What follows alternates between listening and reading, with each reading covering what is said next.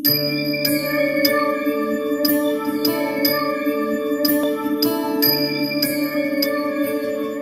கொண்ட அம்மன் ஆன்மீக நேயர்களே வணக்கம். நான் உங்கள் அறிமுக ஜோதிடர் வெங்கடேஸ்வரன். நம்ம இப்ப எதை பத்தி பார்க்க போறோம்னா பிப்ரவரி மாத ராசி பலனை பத்தி பார்க்க போறோம். இந்த பிப்ரவரி மாசத்துல மட்டுமே 4 கிரகங்கள் தன்மை மாறுதுன்னா பெயர்ச்சி ஆகுது, வக்ர நிவர்த்தி ஆகுது. யாருன்னா சூரியன் மகரத்துல இருந்து கும்பத்துக்கு பயிற்சி ஆகிறார். அதே மாதிரி புதன் மகரத்துல இருந்து கும்பத்துக்கு பயிற்சி ஆகிறார். செவ்வாய் வக்ர நிவர்த்தி ஆகிறார். அதே மாதிரி புதன் மகரத்துல கும்பத்துல இருந்து மீனத்துக்கும் பயிற்சி ஆகிறார். இது எப்ப பண்ணா 11ஆம் தேதி புதன் கும்பத்துக்கும், 12ஆம் தேதி சூரியன் கும்பத்துக்கும், அதே மாதிரி 24ஆம் தேதி செவ்வாய் வக்ர நிவர்த்தியும், அதே மாதிரி 27ஆம் தேதி புதன் கும்பத்துல இருந்து மீனத்துக்கும் பயிற்சி ஆகிறார். இப்படி பயிற்சி ஆகிறனால எந்தெந்த தன்மையில நமக்கு சாதகமும் எந்தெந்த தன்மையில நமக்கு பாதகமும் நடக்குதுங்கிறத இந்த வீடியோல பார்க்க போறோம். வாங்க இப்ப 12 ராசியினருக்கும் பார்ப்போம். மகர ராசி அன்பர்களே, இந்த பிப்ரவரி மாதமானது உங்களுக்கு 2 வேலைகளை பார்க்க போகுது. அது என்னங்க 2 வேலையை பார்க்க போகுது? ஒண்ணு, பேச்சுல அதிகாரம். நான் சொல்றத நீ கேளு. அதே மாதிரி அந்த அதிகாரத்திலையும் தெளிவா பேசிடுவீங்க. நல்லா தெளிவா பேசி எந்த மாதிரி ப்ராப்ளத்தை கண்ட்ரோலுக்கு எடுத்து கொண்டு வரணும் அப்படிங்கிறது நீட்டா நடக்கும். அதுல எல்லாம் ஒரு பிரச்சனையும் வராது.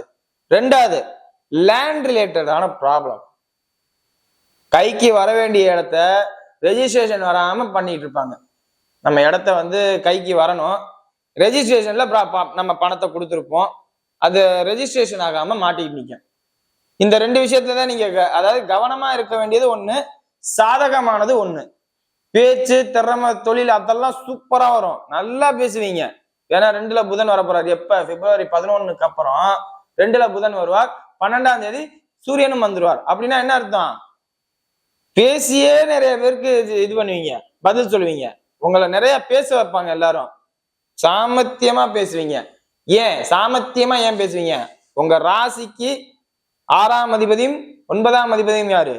புதன். அந்த புதன் 2க்கு வரும்போது என்ன, உங்களோட பிரச்சனை இருக்கிற இடத்துலதான் பேச்சும் நடக்க போகுது. அந்த பேச்சு முழுக்க முழுக்க உங்களுக்கு சாதகமான தன்மையில நடக்க போகுது. அதே மாதிரி 8ஆம் அதிபதி 2ல, அந்த பேசுற இடமே ஒரு கிரிட்டிக்கல் சிச்சுவேஷனே ஒரு பிரச்சனைக்குரியதா தான் இருக்கும். அந்த பிரச்சனையே நீங்க ஜெயிப்பீங்க அப்படின்னு சொல்லலாம். இதோட முக்கியமான விஷயம், உங்க ராசி அதிபதி சனியோட சூரியனும் புதனும் சேர்றாரு. தாயாரோட தந்தையாருடைய உடல்நிலை, தந்தையாருடைய முதல்நிலை ரொம்ப ரொம்ப கவனம். அப்பா இருக்காங்களா, வயசாயிருச்சா, அவங்க பக்கத்துல இருந்து ஹெல்ப் பண்ணுங்க. ஏன்? உங்க ராசிக்கு 8ஆம் அதிபதி உங்களோட சேர்கிறார். தந்தையை விட்டு நீங்க பிரியிற நேரம் இது. அதே மாதிரி உங்க ராசியோட 9ஆம் அதிபதியும் சேருகிறார். உங்க ராசி அதிபதியோட 9ஆம் அதிபதியும் சேருகிறார். தந்தையோட ரொம்ப இணக்கமாகணும் அப்படிங்கிறதும் தன்மை. பிரிஞ்சும் போகணும், இணக்கமும் ஆகணும் அப்படிங்கிற ஒரு தன்மை. அது எப்படி சார் பிரிஞ்சும் போகணும், இணக்கமும் ஆகணும்? கவனமா பார்த்துக்காட்டி நீங்க ஒரு சில பிரச்சனைகளை ஹேண்டில் பண்ற. பிரச்சனைனா என்ன?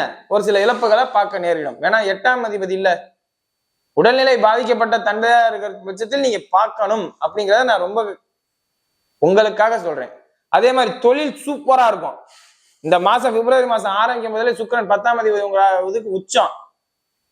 எங்க இருந்து? 3ஆம் இடத்துல இருந்து உச்சம். சிறு சிறு பயணங்கள் மூலியமா லாபம். வரவு செலவுல இருப்பாங்க பாத்தீங்களா, அவங்களுக்கு தான் பெர்ஃபெக்டா வேலை செய்யும். இந்த மகர ராசியினர் வரவு செலவுல இருந்தா இந்த பிப்ரவரி மாசம் பூரா உங்களுக்கு லாபம் தான். ஏன்னா உச்ச சுக்கிரனோட ராகு சேரும் போதுல சம்பந்தமே இல்லாத நபர்கள்லாம் நமக்கு சப்போர்ட்டுக்கு வருவாங்க. நம்ம யாருன்னே தெரியாதவங்க, அவங்க நமக்கு சப்போர்ட்டுக்கு அந்த வரவு செலவுல பாதிப்பை நிவர்த்தி பண்ணி கொடுப்பாங்க. ஏன்னா ராகுங்கிறது யாருன்னே தெரியாது, ஆனா திடீர்னு உதவி பண்ணிட்டு போவாங்க. திடீர் அதிர்ஷ்டம், அப்படிப்பட்ட நபர். அதே மாதிரி பிள்ளைகளால் பேரு, உங்க பசங்களால ஒரு பெரிய பேர் உங்களுக்கு கிடைக்கும். தொழில ஒரு ஸ்டாண்டர்டான நேம், தொழிலை புதுப்பிக்கிற தன்மை. இத்தனை நாள் இருள் அடிச்ச போன மாதிரி இருக்கும் உங்க தொழில் ஸ்தானம், திடீர்னு வெளிச்சம் போட்டு கொடுத்த மாதிரி இருக்கும். ஏன்? 10ஆம் அதிபதி உச்சமாக போறார். யாரோட சேர போற? ராகுவோட சேர போறார். அப்ப உச்சமா இருள் அடிச்ச இடத்துல வெளிச்சம் வந்துருச்சு. அந்த வெளிச்சம் வந்த இடம் பயங்கரமா எல்லாருக்கும் தெரிய ஆரம்பிச்சிருச்சு. ஃபேமஸ் ஆவீங்க. தொழிலால உங்களுக்கு ஃபேமஸ். அந்த ஃபேமஸ் ஆகுறது சிறு சிறு பயணங்கள் மூலியமா, சிறு சிறு பரிமாற்றங்கள் மூலியமா, ஒரு பேச்சுவார்த்தை கம்யூனிகேஷன் மூலியமா உங்களுக்கு ஒரு பெரிய விஷயங்கள்லாம் கிடைக்கும். அதான் பேச்சுவார்த்தை பரிமாற்றம், யார்கிட்டயோ போய் பேசுவீங்க கொஞ்சம் தூரம் போய், அவங்களால உங்களுக்கு மரியாதை, பேசுற டாபிக்கும் கண்டனுக்குமே உங்களுக்கு நல்லா சம்மந்தமே இருக்காது அப்படி உங்க வந்து பரவாயில்ல இந்த நபர் இப்படி இருக்கார் அப்படிம்பாங்க. சிறு சிறு பயணங்கள் இங்க இருந்து அங்கே போனா நமக்கு லாபம் நடக்கும். தொழில்ல வாங்கிட்டு கடன் வாங்கிட்டு ஏமாத்திட்டு இருக்காங்களா, இந்த நேரத்துல அந்த கடன் எல்லாம் வசூலாகும். ஏமாத்திட்டு போனவங்க இந்த நேரம் கையில காசை கொடுப்பாங்க. அதுல எல்லாம் பாதிப்பு இல்லாம நடக்கும், எந்த குறையும் இல்லை. அதே மாதிரி மகர ராசினர் இன்னொரு என்னன்னா, 3ஆம் இடத்துல சுக்கிரன் ராகு, 3ஆம் இடத்துல சுக்கிரன் ராகு. இந்த மாசி மாசம் வர அமாவாசை வரையும் அந்த பௌர்ணமி இருக்குங்கும் போதுல கவனமா இருக்கணும். பெண்கள் விஷயத்துல ரொம்ப கவனமா இருக்கணும் நீங்க மகர ராசினர். அது ஏன் அப்படி பர்டிகுலரா சொல்றேன்னா, சனி ராகுவின் 9 பாதங்களுக்குள் இணைகிறார், சுக்கிரனும் அந்த ராகுவோட சேருகிறார், உச்ச சுக்கிரனா சேர்றார். அப்ப என்ன நடக்கும், தேவையில்லாத பெண்கள் மூலியமா குடும்பத்துக்குள்ள குழப்பம் வரும். ஏன்னா சனி 2ஆம் இடத்துல தானே இருக்காது. பெண்களால் ஆணாக இருந்தால் பெண்களிடமும், பெண்ணாக இருந்தால் ஆண்களிடம் கவனமாக இருக்கணும் மகர ராசினர். இல்லாட்டி குடும்பத்துக்குள்ள குழப்பம் வந்துடும். தெளிவா பேசுவீங்க, நல்லாவே பேசிடுவீங்க, ஆனா குடும்பத்துக்குள்ள குட்டி கலாட்டாவும் பண்ணி விட்டு போயிருவீங்க. அதாவது எப்படி, தேவையில்லாத விஷயங்களுக்குள்ள இன்வால்வ் ஆகும் போதில்ல. ஆனா இருந்தால் பெண்ணிடம், பெண்ணா இருந்தால் ஆணிடம் ரொம்ப கவனமா இருக்க வேண்டிய ராசிகள்ல மகர ராசியும் ஒண்ணு இந்த வருஷத்துல, இந்த மாசத்துல. ஏன்னா அந்த மாதிரி தன்மை நிகழுது, வேற எதுவும் இல்லை. மற்றபடி உங்களை தப்பா சொல்லணும். அந்த ராகு தள்ளி இருந்தா பரவாயில்ல, 9 பாதத்துக்குள்ள 2 பேருமே சேர்றாங்க அப்படிங்கும் போது இந்த மாதிரி ஒரு சிக்கல்கள் வரும். அதெல்லாம் நீங்க எப்படி ஹேண்டில் பண்ணணுமோ ஹேண்டில் பண்ணி ஜெயிச்சுவாங்க. அதே மாதிரி 4ஆம் அதிபதி 11ஆம் அதிபதி 6ல போறார். சொத்து பிரச்சனை இருந்தா முடிஞ்ச அளவுக்கு பேசி தீர்த்துக்கிறதுக்கு உண்டான வேலையை பாருங்க. பெருசு பண்ணாதீங்க. பெருசு பண்ணீங்கன்னா அது எங்கே போய் முடியும்? யாருக்கிட்ட பிரச்சனை பண்ண போறீங்க? உங்க அங்காளி பங்காளிகள்கிட்ட தானே பிரச்சனை பண்ண போறீங்க. உங்களுக்கு 4ஆம் இடமும் செவ்வாய், 11ஆம் இடமும் செவ்வாய். செவ்வாயான யாரு? பங்காளியை தான். அவங்கள்ட்ட பிரச்சனை பண்ணாம ஒதுங்கி போங்க. பிரச்சனை பண்ணிட்டு சண்டை போட்டு நான் வீரன் சூரியன் இதெல்லாம் காமிக்கவே தேவையில்லை. நிதானமா ஓகே அப்படின்ட்டு போயிருங்க, ப்ராப்ளமே இருக்காது. அதே மாதிரி மெடிக்கல் ரிலேட்டடா இருக்கிறவங்களுக்கு ஒரு அற்புதமான நேரம் இது. ஏன், செவ்வாய் 6ல இருக்கிறதுனால சர்ஜரி பண்ற டாக்டர்ஸா இருந்தா உங்களுக்கு நல்ல நேரம். சர்ஜரி பண்ற டாக்டர்ஸ்க்கு இது ஒரு அற்புதமான நேரம். அவங்களுக்கு இந்த நேரத்துல கிளைண்ட்ஸ் அறிவாங்க. அதாவது இந்த நேரத்துல அதிகமான சர்ஜரி நீங்க பண்ணுவீங்க. அதுவும் 24ஆம் தேதிக்கு மேல சர்ஜரி அதிகமா நடக்கும். அது ஏன் 24க்கு அப்புறம்? வேணா வக்ர நிவர்த்தி ஆகிறார். அதுவரையும் வக்ரம் சர்ஜரி பண்ணலாமா வேண்டாமா, பண்ணலாமா வேண்டாமா அப்படின்னு தான் பண்ணிட்டு இருப்பாங்கலாம்.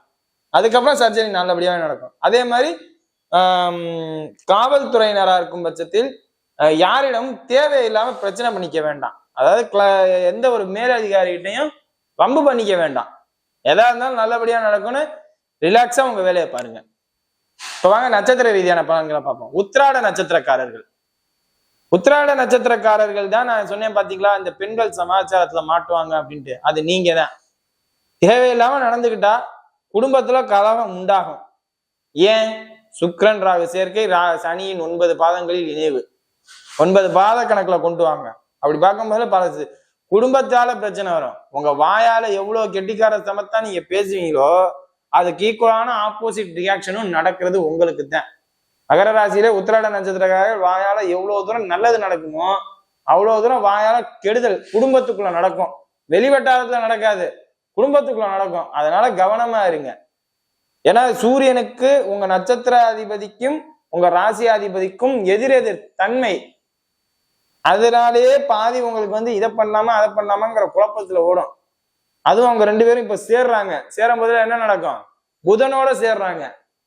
பெரிய புத்திசாலி மாதிரி செயல்படுவீங்க. ஒரே நேரத்துல 2 மெயின்டைன் பண்ணிடலாம் கூட போவீங்க.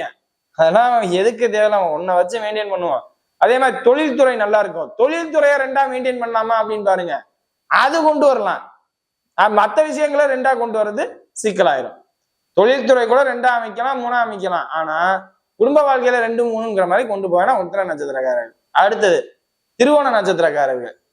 திருமண வயதினரா இருக்கும் பட்சத்தில் திருமண அமைப்பு நடக்கும். இந்த நேரத்துல திருமணம் சார்ந்த அமைப்புல இருக்கிறவங்களுக்கு நிச்சயம் இந்த நேரத்துல திருமணம் நடக்கும். ஜனனகால ஜாதகத்துல அந்த விதி இருக்கணும் உங்களுக்கு, இது ரொம்ப முக்கியம். ஜனனகால ஜாதகத்துல விதி நல்லா இருந்துச்சுன்னா, திருமண அமைப்பு இருந்துச்சுன்னா, இந்த நேரத்துல திருமண அமைப்பு தசா புத்தி நடந்துச்சுன்னா கண்டிப்பா திருமணமாகும். அதே மாதிரி புத்திர பாக்கியத்துக்காண்டி காத்திருக்கிறவங்களுக்கு புத்திர பாக்கியம் ஜனனகால ஜாதகத்தில் இருந்தால் உங்களுக்கு புத்திர பாக்கியமும் இந்த நேரத்தில் உண்டு. ஏன்? உங்க நட்சத்திர உங்க ராசியாதிபதியோட சூரியன் உயிரை உற்பத்தி பண்றவர், உயிரை உற்பத்தி பண்ற சூரியன் இணைகிறார். அதோட யாரு? புதன் இணைகிறார். புதன் யாரு? இடையில நின்று ஏதாவது வேலை பார்க்கறது. அந்த மாதிரி சூழ்நிலையில உங்களுக்கு நடக்கும். நல்லபடியாக குழந்தை பிறக்கும். அதெல்லாம் உங்களுக்கு பாதிப்பு இல்லை. அதாவது சர்ஜரி பண்ணி இப்ப ஏற்கனவே கன்சீவா இருக்கிறவங்களா இருந்தா இந்த நேரத்துல சர்ஜரி பண்ணாம குழந்தை பிறக்கும். சர்ஜரிக்கான அவசியம் இல்லை. ஒரு பெண் மகர ராசியினர் கருவுற்று இருந்தால் இதை பாக்கலீங்கன்னா இந்த நேரத்துல நான் கன்சீவ் ஆயிருக்கேன், நான் டெலிவரி ஆக போகுதுன்னா சர்ஜரி இல்லாம குழந்தை பிறக்கிறதுக்கு வாய்ப்பு அதிகம். ஜனனகால ஜாதகம் ரொம்ப முக்கியம். அதையும் நான் சொல்லிடுறேன். ஏன்னா அதுல சர்ஜரி பண்ணி தான் குழந்தை பிறக்கிற மாதிரி இருந்துச்சுன்னா அது மாறவே மாறாது. நீங்க உடனே இந்த நேரத்துல எப்படி சொல்லியிருக்காங்க அந்த மாதிரி கற்பனை பண்ணிக்கூடாது. அதே மாதிரி திருமண அமைப்புல ஜனனகால ஜாதக அமைப்பு ஒத்து வந்துச்சுன்னா ஸ்டெப் எடுங்க, லேட் பண்ண வேண்டாம். இப்ப அவிட்ட நட்சத்திரம் பார்ப்போம்.